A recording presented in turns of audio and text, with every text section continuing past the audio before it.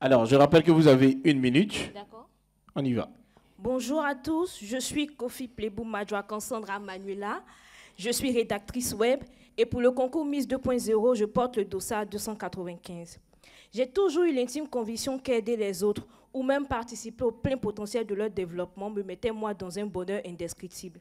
Et depuis lors, je n'ai pas hésité à prendre action pour changer le monde, que ce soit en écoutant le problème des autres, en les conseillant ou même en organisant des activités d'impact.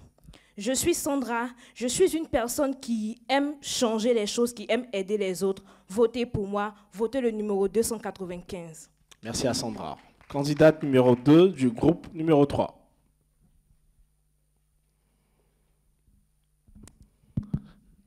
Je suis belle, je suis intelligente, je suis entreprenante, je suis dynamique, je suis dévouée, je suis Brenda Siri. Alors, je me présente au concours Miss 2.0 pour mettre toutes ces valeurs au devant. Je vous remercie. Merci. Alors, on va arriver jusqu'au milieu, s'il vous plaît. Essayez de pousser par là. Alors, on va rester carrément là. Bonjour tout le monde, j'espère que vous allez bien. Je suis Anne-Ramine Condé, étudiante en 2e année de sciences économiques et de gestion et également étudiante à l'INGS. J'ai 20 ans. Je participe au concours Miss 2.0 tout simplement parce que ce concours prône mes valeurs. Et donc, je vous invite à voter pour moi parce qu'en votant pour moi, vous allez non seulement me permettre de mettre en réalisation mon projet, mais également de participer à la contribution de mettre fin à un mal qui mine vraiment la société, qui est la Côte d'Ivoire, à savoir la toxicomanie. Voter pour la candidate numéro 256 ne serait pas faire un mauvais choix. Merci. Merci. Vous avez 1 minute. Bonjour à tous, je suis Michel Onge Adjé, étudiante en Master 1, option entrepreneuriat à l'INGS. Voilà. Je suis aussi créatrice de la marque Amastyle et j'ai plusieurs comptes sur les réseaux sociaux que vous pouvez visiter. Voilà, je suis aujourd'hui candidate à ce concours parce que je pense que j'ai les valeurs requises que prône ce concours et aussi j'aimerais qu'à travers ce concours, plusieurs femmes puissent être impactées de par mon idée brillante et merci de me voter. Je suis la candidate numéro 330. Je vous remercie. Merci beaucoup. Nous recevons la 5e candidate du groupe numéro 3.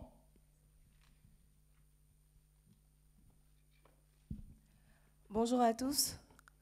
Alors, je remercie les initiateurs du concours parce que cela m'a permis de pouvoir sortir de ma zone de confort. Je suis Thioulé Epiphanie Daniel, étudiante en Master 2, droit privé et j'ai 20 ans.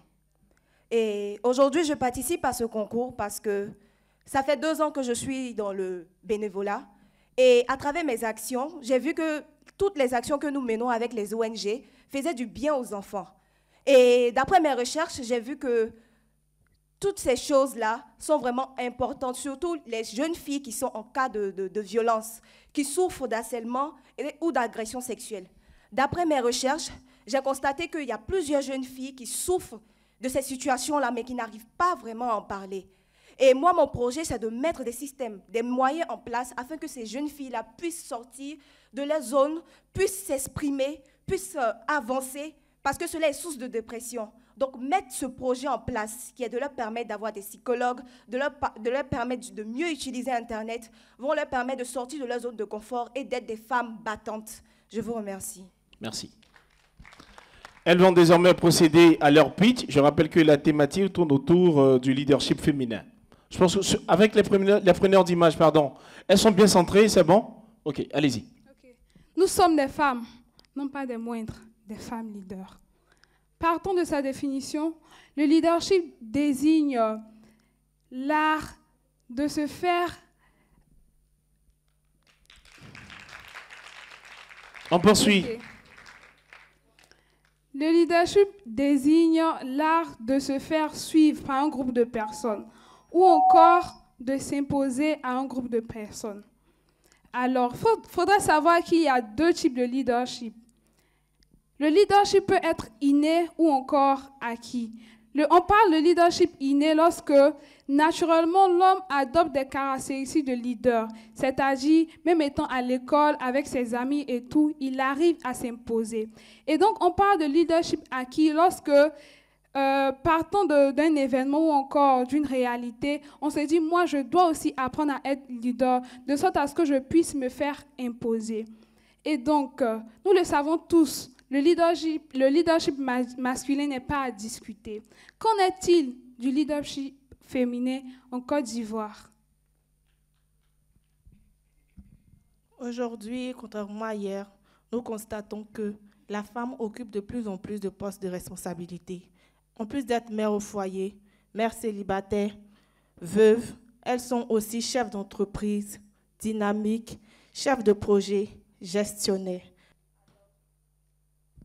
Alors, allez-y, essayez. Je vous donne au micro alors. Alors, l'étude Moving montre qu'il y a une évolution de plus de 30% du leadership féminin. Mais qui sont-elles réellement? Lorsqu'on parle de femmes leaders, il ne s'agit pas seulement de celles qui sont dans des bureaux, qui portent des tenues confortables ou qui sont en talons. Il y en a même des femmes qui sont dans des marchés, qui sont présidentes de marchés. Il y a des femmes commerçantes qui sont leaders. Il y a des femmes au foyer qui sont leaders dans leur maison, car elles arrivent à créer un environnement sain pour leur famille. Donc partout, on peut trouver des leaders. Partout, on peut même diriger, que ce soit une petite équipe ou une grande équipe. Et on peut prendre l'exemple de femmes leaders comme Irielou, qui est la présidente des femmes au marché. On peut prendre l'exemple d'Akissi Delta, qui, malgré ses limites, a su se surpasser pour pouvoir être une actrice, une productrice et une réalisatrice. On peut prendre l'exemple de Jacqueline Hobb, qui est devenue une femme, la première femme agrégée en droit. Et vraiment, c'est quelque chose à féliciter parce que c'est une grande dame qui a su montrer l'intelligence de la femme. Je vous remercie. Il y a pourtant une information qu'on oublie. Tous ces efforts seront vains si les femmes ne sont pas là où se prennent les décisions. Je parle bien sûr de leadership politique. Aux dernières élections, malgré la loi sur la représentativité, aucun parti politique n'avait atteint le quota des 30%.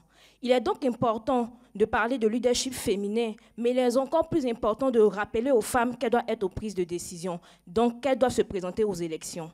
Merci beaucoup. Okay, so can I have some women here to listen to me? I want to tell you that if today there are not many women leader, is not a problem of women. It's not a problem of black women. It's not a problem of poor women. I don't believe in that. I don't trust in that.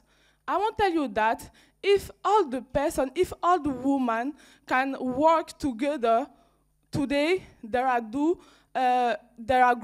can be and they can grow up. And I won't tell that strong women never give up. Women need a coffee. Women need a day of bed. Women need a day of game. But we will always come stronger. Qui signifie tout simplement que aujourd'hui, s'il n'y a pas beaucoup de femmes leaders, ce n'est pas la faute des femmes, non. Ce n'est pas non plus la faute des femmes noires parce qu'on a cette étiquette-là sous la tête, non, ce n'est pas notre faute. Ce n'est pas non plus la faute des femmes pauvres, non. Parce qu'au marché, même dans nos petits marchés de rien du tout, il y a des femmes leaders. Ce n'est pas ça et je ne crois pas en ça. Je dis tout simplement, prenons une minute et réfléchissons. Et si on travaillait ensemble, et si on mettait nos moyens ensemble pour donner quelque chose de bon? Je vous remercie.